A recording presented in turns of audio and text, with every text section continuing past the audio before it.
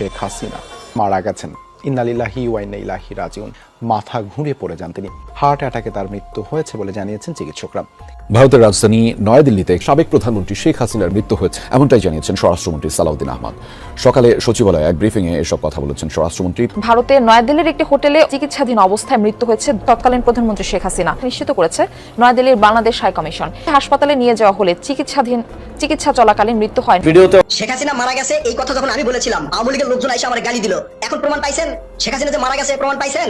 শেখ হাসিনা 2-4 দিন আগে মারা যায় নাই, শেখ হাসিনা মারা গেছে অনেক দিন আগে, তাকে কবরও দেওয়া হয়েছে। কোনো আলোচনা হচ্ছে তার লাশটাকে দেশে আনা সম্ভব হবে নাকি সম্ভব হবে না, তাকে ভারতের মাটি দেওয়া হবে, এরকম নিয়ে গুঞ্জন সৃষ্টি হয়েছে ইতিমধ্যে। হাসিনা বেঁচে নেই, এই কথাটা আমি আপনাদেরকে আগেও বলেছি। দিল্লির সবগুলো নির্ভরযোগ্য সূত্র এটাই প্রমাণ করছে যে হাসিনা বেঁচে নেই।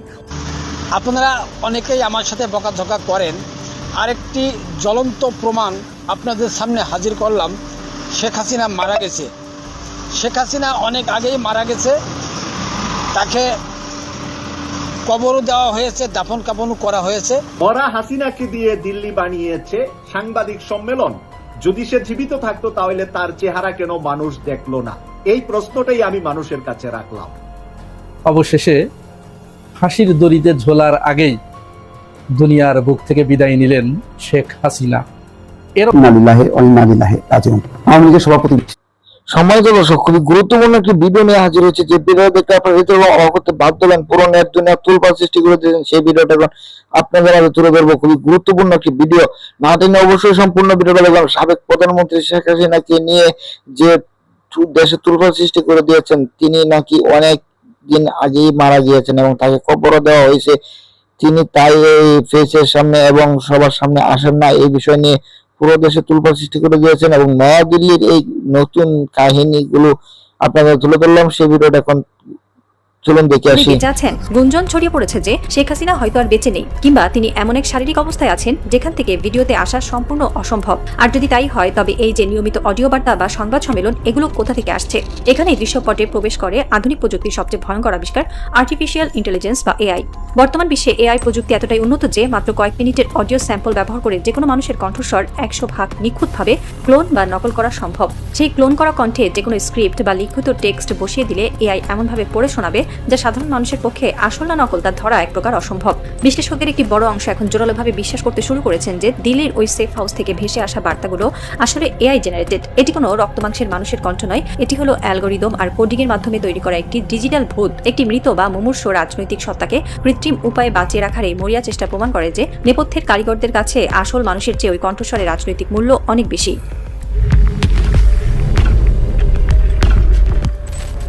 যে কোনো রাজনৈতিক সংকটে সাধারণ মানুষের একটি নিজস্ব রসবোধ বা হিউমার থাকে। শেখ হাসিনার এই ভিডিওতে না আসার পেছনে আসল কারণটি নিয়েও বাংলাদেশের সোশ্যাল মিডিয়া এবং চায়ের কাপের আড্ডায় তৈরি হয়েছে এক ডার্ক হিউমার বা ডার্ক কমেডি। অনেকেই রসিকতা করে বলছেন শেখ হাসিনা হয়তো ভারতে গিয়ে হঠাৎ করে চরম পর্দানশীল হয়ে গেছেন। মোদিজি হয়তো তাকে কড়া নির্দেশ দিয়েছেন, ভারতের মাটিতে থাকতে হলে আর বিপর্দা হওয়া যাবে না, তাই তিনি ভিডিওতে আসছেন না। এই রসিকতার আড়ালে লুকিয়ে আছে এক চরম সত্য। যে নেত্রী 15 বছর ধরে প্রতিদিন টেলিভিশন স্ক্রিনে, পত্রিকার প্রথম পাতায়, বিলবোর্ডে, এমনকি স্কুলের পাঠ্য বইয়ে নিজের ছবি দেখতে অভ্যস্ত ছিলেন, যিনি ক্যামেরার ফোকাস থেকে এক মুহূর্তের জন্য সরতে চাইতেন না, তিনি হঠাৎ করে এতটা লাজুক হয়ে যাবেন তা কোনো সুস্থ মস্তিষ্কের মানুষ বিশ্বাস করতে পারে না। মানুষের এই রসিকতা আসলে তাদের অবিশ্বাসেরই একটি ব্যঙ্গাত্মক রূপ। মানুষ ভালো করেই জানে একটি মানুষ অডিওতে প্রেস কনফারেন্স করতে পারলে ভিডিওতে আসার কোনো বাধা থাকতে পারে না। এই অবাস্তব পরিস্থিতির পেছনে সত্যটি যে অত্যন্ত অন্ধকার তা বুঝতে কারো বাকি নেই। এখন প্রশ্ন হলো, যদি এই অডিওগুলো এআই জেনারেটেড হয় বা যদি তিনি সত্যি গুরুতর অসুস্থ হয়ে থাকেন, তবে এই নাটকটি কেন চালিয়ে যাওয়া হচ্ছে?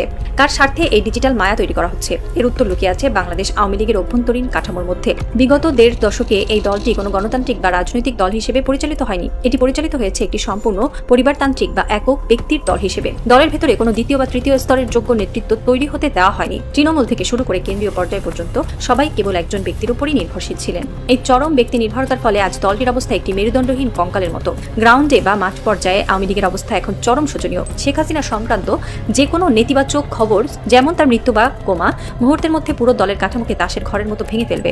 যোগ্য নেতৃত্বের অভাবে এবং অস্তিত্বের সংকটে বেশিরভাগ নেতাই দল ত্যাগ করবেন বা নিষ্ক্রিয় হয়ে যাবেন। নেতাকর্মীদের চাঙ্গা রাখার জন্য দলের এই ভঙ্গুর কাঠামোকে অন্তত মনস্তাত্ত্বিকভাবে বাঁচিয়ে রাখার জন্য এই এআই জেনারেটেড অডিও বা কণ্ঠস্বরের নাটকটি মঞ্চস্থ করা হচ্ছে। এই অডিওগুলো হলো সেই লাইভ সাপোর্টের মতো, যা খুলে ফেললেই দলটির রাজনৈতিক মৃত্যু নিশ্চিত। এই থ্রিলারের সবচেয়ে বিস্ময়কর দিকটি হলো ভারতের ভূমিকা। পৃথিবীর ইতিহাসে অনেক রাষ্ট্রনেতাই গণ অভ্যুত্থান বা সামরিক অভ্যুত্থানের মুখে দেশ ছেড়ে পালিয়েছেন। উগান্ডার ইদি আমিন থেকে শুরু করে ফিলিপাইনের ফার্দিনান্দ মার্কোস অনেকেই নির্বাসিত জীবন কাটিয়েছেন। কিন্তু আন্তর্জাতিক কূটনীতির একটি অলিখিত এবং কঠোর নিয়ম হলো, যে দেশ কোনো পতিত নেতাকে আশ্রয় দেবে, সেই নেতা সেই দেশের মাটি ব্যবহার করে নিজের দেশের বিরুদ্ধে কোনো সরাসরি রাজনৈতিক বা উস্কানিমূলক কার্যক্রম পরিচালনা করতে পারবে না। কিন্তু ভারত এই ক্ষেত্রে যা করছে তা বিশ্বের ইতিহাসে এক চরম বিরল এবং নজিরবিহীন ঘটনা। তারা শুধু শেখ হাসিনাকে আশ্রয় দেয়নি, তারা তাকে ব্যবহার করে বাংলাদেশের বিরুদ্ধে রীতিমতো রাজনৈতিক কার্যক্রম, অডিও বার্তা এবং সংবাদ সম্মেলন করার সুযোগ করে দিচ্ছে। বিশ্বের ইতিহাসে একজন নির্বাসিত নেতাকে একটি দেশের রাজধানী থেকে এভাবে রাজনৈতিক ছক কষে দেওয়ার নজির কেবল ভারতেরই আছে। সাউথ ব্লক এই কাজ করে প্রমাণ করেছে যে তারা কূটনৈতিক শিষ্টাচারের চেয়ে তাদের নিজেদের ভূ রাজনৈতিক এজেন্ডাকেই বেশি গুরুত্ব দেয়। ভারত কেন এত বড় কূটনৈতিক ঝুঁকি নিচ্ছে? কেন তারা একটি মৃতপ্রায় কণ্ঠস্বর বা একটি এআই জেনারেটেড ভূতকে এত সযত্নে লালন করছে? এর পেছনের কারণটি হলো ব্ল্যাকমেইলিং। ভারতের কাছে শেখ হাসিনা এখন আর কোনো নেত্রী নন, তিনি হলেন একটি বার্গেনিং চিপ বা দর কষাকষির হাতিয়ার। নতুন বাংলাদেশ যারা এখন আর ভারতের দাদাগিরি মেনে নিতে প্রস্তুত নয়, সেই বাংলাদেশকে চাপে রাখার জন্য ভারতের হাতে এখনই একটিমাত্র তাসই অবশিষ্ট রয়েছে। ভারত ঢাকাকে একটি প্রচ্ছন্ন বার্তা দিতে চাইছে, তোমরা যদি আমাদের কথা না শোনো তবে আমরা এই অডিও বার্তা বা এই নিখোঁজ নেত্রীকে দিয়ে তোমাদের দেশে অস্থিরতা তৈরি করতেই থাকবো। সাউথ ব্লক খুব ভালো করেই জানে যে শেখ হাসিনার রাজনৈতিক অধ্যায় শেষ, কিন্তু তারা এই এআই জেনারেটেড হাসিনাকে বাঁচিয়ে রাখতে চায়, কারণ এই কণ্ঠস্বরটি যতদিন বাঁচবে ততদিন বাংলাদেশের ভেতরে একটি মনস্তাত্ত্বিক চাপ বজায় থাকবে। এটি হলো ভূ রাজনীতির অত্যন্ত নোংরা এবং অন্ধকার একটি খেলা, যেখানে একটি মানুষকে নয় বরং একটি ডিজিটাল ছায়াকে ব্যবহার করে একটি পুরো দেশকে ব্ল্যাকমেইল। সম্মানিত দর্শক, আপনারা তো সম্পূর্ণ ভিডিওটা দেখলেন। দর্শক, ভিডিওটা দেখে কেমন লেগেছে, ভিডিও সম্বন্ধে অবশ্যই আপনাদের মহামূল্যবান মত কমেন্ট বক্সে জানিয়ে দেবেন। এমনকি এই ভিডিওতে যে চাঞ্চল্যকর তথ্যগুলো রয়েছে, তথ্যগুলো অত্যন্ত গুরুত্বপূর্ণ ছিল, যা আপনারা তুলে ধরেছি। সেই ভিডিওতে যে রহস্য উদ্ঘাটন করা হয়েছে সাবেক প্রধানমন্ত্রী শেখ হাসিনাকে নিয়ে, যে তারা মারা যাওয়ার কাহিনীটা সাজিয়েছেন, তিনি সত্যি মারা গিয়েছেন কিনা তা আপনাদের এই ভিডিও দেখে নিশ্চিত বুঝতে পেরেছেন যে সাবেক প্রধানমন্ত্রী শেখ হাসিনা মারা গিয়েছেন অনেক আগেই, কিন্তু এখন পর্যন্ত তার লাশগুলো বের হয়নি। পরবর্তী ভিডিওর জন্য অপেক্ষা করুন।